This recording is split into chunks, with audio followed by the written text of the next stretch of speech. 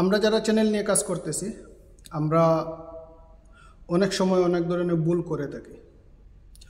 Normally এই ভুলগুলো থেকে কিন্তু অনেক সময় আমাদের চ্যানেলের রিচ ইমপ্রেশন ডাউন হয়ে যায়।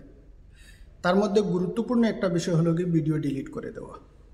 আমরা যারা চিন্তা ভাবনা করি যে একসময় মনিটাইজেশন অ্যাপ্লাই করব, অবশ্যই তার আগ পর্যন্ত আমাদের যে চিন্তা থাকে সেই চিন্তা হলো গিয়ে আমাদের যে কোনোভাবেই হোক 1000 সাবস্ক্রাইবার এবং 4000 ঘন্টা ওয়াচ টাইম কমপ্লিট করতে হবে, না হলে আমরা মনিটাইজেশন অ্যাপ্লাই করতে পারবো না। যেই কারণে আমরা যেমনভাবেই হোক যেভাবেই হোক আমরা বিভিন্ন ধরনের বিভিন্ন সময় আমরা ভিডিও আপলোড করে থাকি, যে ভিডিওগুলো পরবর্তীতে মনিটাইজেশন অ্যাপ্লাইয়ের জন্য এগুলো অ্যালাউ থাকে না।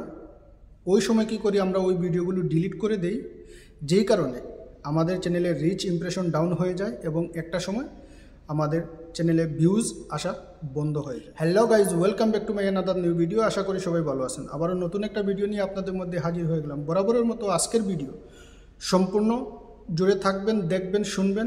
ইনশাল্লাহ আজকের ভিডিও থেকে নতুন একটা জিনিস জানতে পারবেন এবং শিখতে পারবেন। আমি সবসময় চেষ্টা করি আপনাদের কিছু জানানোর এবং কিছু শেখানোর। সম্মানিত ভিউয়ার্স, মনিটাইজেশনের আগে এবং মনিটাইজেশনের পরে আমরা অনেক সময় অনেক ধরনের সমস্যায় পড়ে গেলে আমরা কি করি, ভিডিও ডিলিট করে দিই। মনিটাইজেশনের আগে বিষয়টা নিয়ে আলোচনা করি। মনিটাইজেশনের আগে আমরা সাধারণত যেটা করে থাকি, যেহেতু আমাদের 1000 সাবস্ক্রাইবারের দরকার, তো এই 1000 সাবস্ক্রাইবার এবং 4000 ঘন্টা ওয়াচ টাইম ফিল আপ করতে গিয়ে আমরা কি করি, সাধারণত যেটা নর্মালি আমরা ভুল করে থাকি, যেভাবেই হোক গান, মিউজিক, যে কারো ভিডিও আমরা আপলোড করে দিই আমাদের চ্যানেলে। যে কোনোভাবেই হোক আমাদের 1000 সাবস্ক্রাইবার কমপ্লিট হয়ে যায়, বাট 4000 ঘন্টা যখন ওয়াচ টাইম ফিল আপ হয়ে যায়, আমরা যখন মনে করি যে আমাদের চ্যানেল এখন মনিটাইজেশন অ্যাপ্লাইয়ের জন্য এনাফ হয়ে গেছে, যখনই আমরা অ্যাপ্লাই করি সাথে সাথে আমাদের চ্যানেল রিউজ কন্টেন্ট অথবা রেপিটেটিভ কন্টেন্টের কারণে কিন্তু আমাদের চ্যানেল ডিমনি হয়ে যায়, আমাদের চ্যানেল আর মনি হয় না। এই যে ভুলটা, এই যে জিনিসটা তখন আমরা জানি না, আমরা জানতে পারি না এবং বুঝতে পারি না, যেই কারণে আমাদের চ্যানেলের কিন্তু মনি হয় না। যখন আমরা জানতে পারি বা কেউ আমাদেরকে বলে থাকে, তখন কিন্তু সাথে সাথে আমরা কি করি, ওই ভিডিওগুলো ডিলিট করে দিই। অথবা অনেক সময় দেখা গেছে মনিটাইজেশন অ্যাপ্লাইয়ের আগে যখন আমরা কারোর সাথে আলোচনা করি, তারা যখন আমাদেরকে বলে থাকে যে এই ভিডিওগুলো ডিলিট করতে হবে, না হলে আমরা মনিটাইজেশন পাবো না, তখন কিন্তু আমরা ওই ভিডিওগুলো ডিলিট করে দিই। এই ভিডিওগুলো ডিলিট করার কারণে ওই ভিডিও থেকে যে ওয়াচ টাইম আসে সেই ওয়াচ টাইমটা মাইনাস হয়ে যায়। ওয়াচ টাইম মাইনাস হয় ঠিক আছে, বাট ওয়াচ টাইমের সাথে সাথে কিন্তু আমাদের যে রিচ এবং ইমপ্রেশন এতদিন ধরে ছিল সেটা কিন্তু ডাউন হয়ে যায়। এই ডাউন হয়ে যাওয়ার কারণে কিন্তু পরবর্তীতে ভিডিওগুলো আপলোড করলে কিন্তু ভিউ আসে না, যেই কারণে আমরা অনেক সময় হতাশ হয়ে যাই এবং আমরা সিদ্ধান্ত নিয়ে ফেলি যে আমরা চ্যানেলে কাজ করব না। দীর্ঘদিন কাজ করে যেহেতু আমাদের চ্যানেল আগাচ্ছে না, ইমপ্রুভ হচ্ছে না, তখন কিন্তু আমরা সিদ্ধান্ত নিই যে আমরা চ্যানেল ছেড়ে দেব, আমরা আর কাজ করব না। এই ভুলটা সাধারণত আমরা নিজেরাই করে থাকি, যেটা আমরা বুঝতে পারি না, পরবর্তীতে আমরা বুঝতে পারি। আফটার মনিটাইজেশন, যখন আমরা মনিটাইজেশন অ্যাপ্লাই করে ফেলি, আমাদের মনিটাইজেশন হয়ে যায়। মনিটাইজেশন অ্যাপ্লাই করার পরে যদি কোনো কারণে যদি আমরা ভুল করে থাকি বা ভুল হয়ে যায় আর সেই ভিডিওগুলো আমরা যদি ডিলিট করি, এই দিকে কিন্তু আমাদের ডাবল তো আমাদের লস আছে। কিভাবে আমি বিস্তারিত আলোচনা করতেছি, বুঝতে পারবেন। মনিটাইজেশন হয়ে যাওয়ার পরে যদি আমরা একটা ভিডিও থেকে যদি অল্প পরিমাণ হোক আর বেশি পরিমাণ হোক, সেই ভিডিও থেকে যদি একটা আর্ন হয়, একটা ইনকাম হয়, ওই ভিডিওটা কোনো কারণে যদি আমরা ডিলিট করে দিই, তাহলে ওইটার ওয়াচ টাইম তো মাইনাস হবে, পাশাপাশি রিচ ইমপ্রেশন ডাউনও হবে এবং পাশাপাশি ওই ভিডিও থেকে যে আর্নিংটা হচ্ছে, যে ইনকামটা হয়েছে, সেই ইনকামটাও কিন্তু মাইনাস হয়ে যাবে। এটা আমরা অনেকেই জানি না। মনিটাইজেশনের পরে একটা ভিডিও কোনো কারণে যদি আমরা ডিলিট করি, তাহলে সেই ভিডিও থেকে যে ইনকাম হয় সেই ইনকামটাও কিন্তু মাইনাস হয়ে যায়।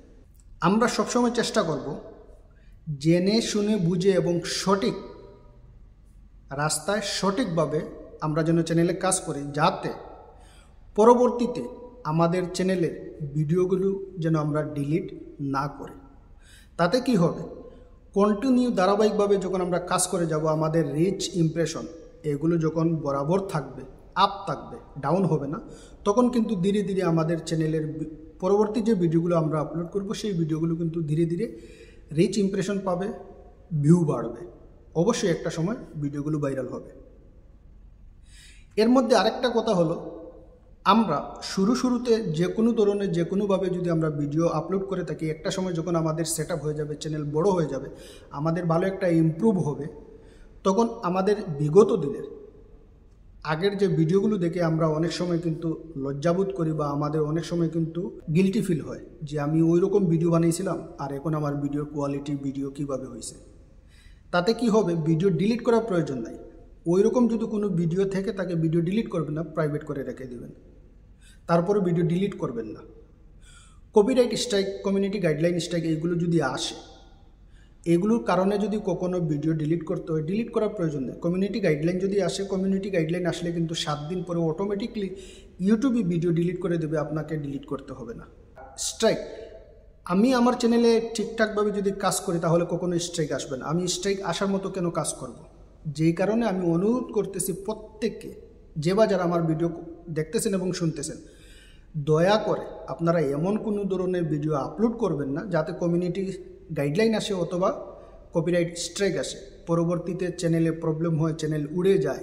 এতদিন কষ্ট করে ধৈর্য ধরে কষ্ট করে চ্যানেলটা একটা জায়গায় নিয়ে আসার পরে যদি চ্যানেল ডিলিট হয়ে যায় বা কোনো কমিউনিটি গাইডলাইনের কারণে যদি চ্যানেল উড়ে যায়, এই যে কষ্টটা যার যায় সে বুঝে এই কষ্টটা।